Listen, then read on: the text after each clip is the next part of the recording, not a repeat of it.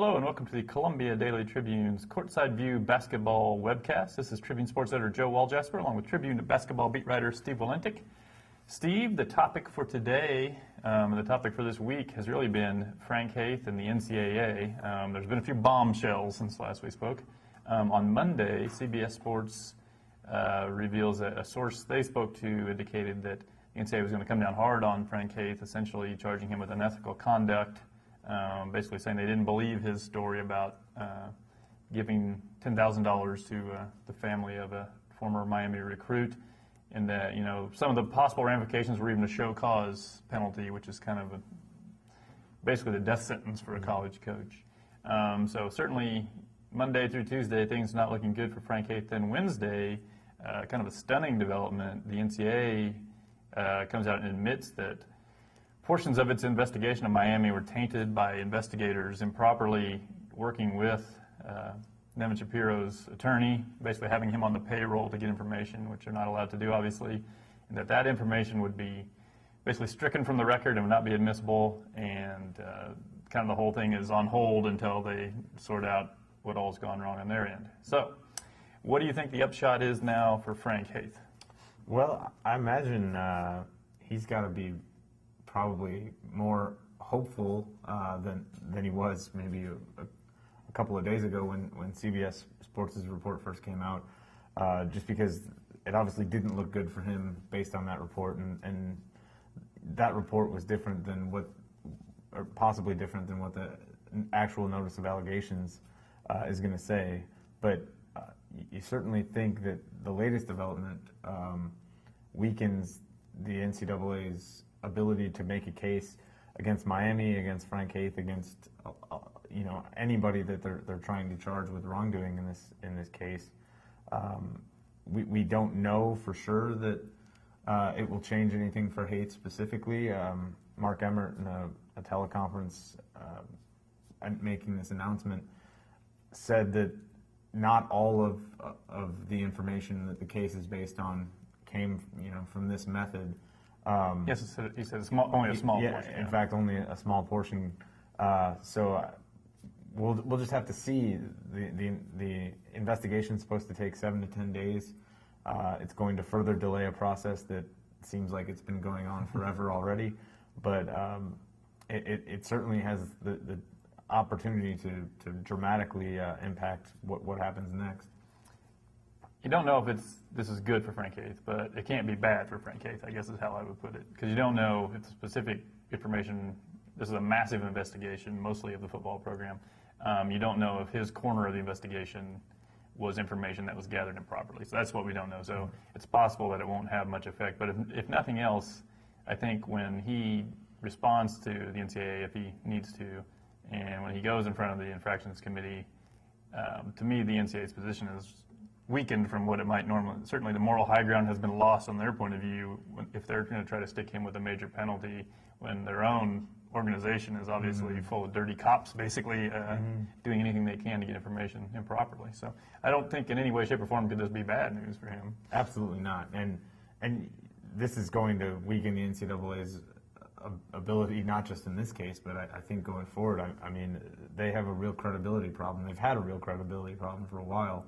But I think this is just one more bombshell that strikes at their credibility problem. And you see the NCAA make findings sometimes based on somewhat flimsy evidence. They don't necessarily have the same standards as a court of law. But I think they're going to continue to get more and more scrutiny about some of the punishments that they do dole out when they're shown to be, carrying on these kind of practices. The other side of this now is, as far as Missouri goes, if, it basically is a worst case scenario for Frank Haith. If the notice of the allegations does come out, he is accused of unethical conduct. What then for Missouri? Because at that point, he has 90 days to respond. You're talking about a summertime, basically, infractions committee thing. 4 to 6 more months after that before any penalties would be announced. Does Missouri stand by its man at that point? Or do they think, well, maybe we need to make a move now? Because not only, if he's not going to be able to beat this, not only is this affecting this year, this offseason, this is going to run into next October. You could potentially be dealing with an interim coach next year. I think they're in a tough spot. If, as you say, the worst case scenario for Frank Haith happens, I don't think Missouri is really in a position to part ways before any finding, because the way his contract reads, I think they have a hard time firing him for cause until he's found guilty of something, and it becomes costly to part ways with him if there isn't any sort of legal finding.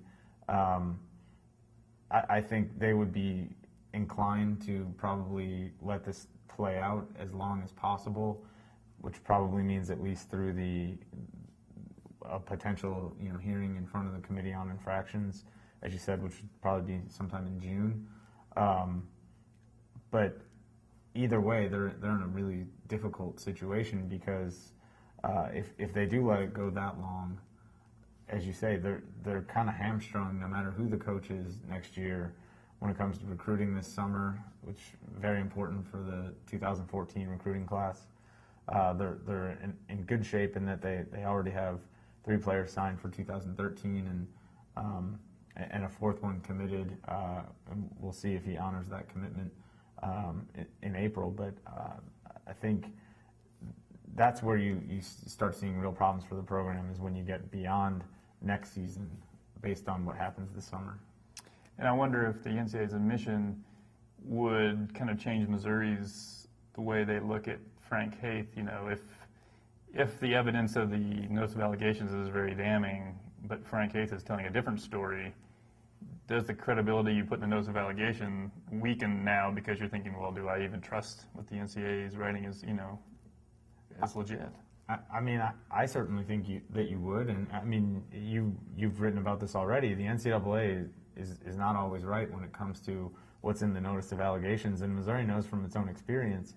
It parted ways with Tony Harvey in 2004 because he was charged with, I believe, unethical conduct in a notice of allegations, and the NCAA didn't stick with that.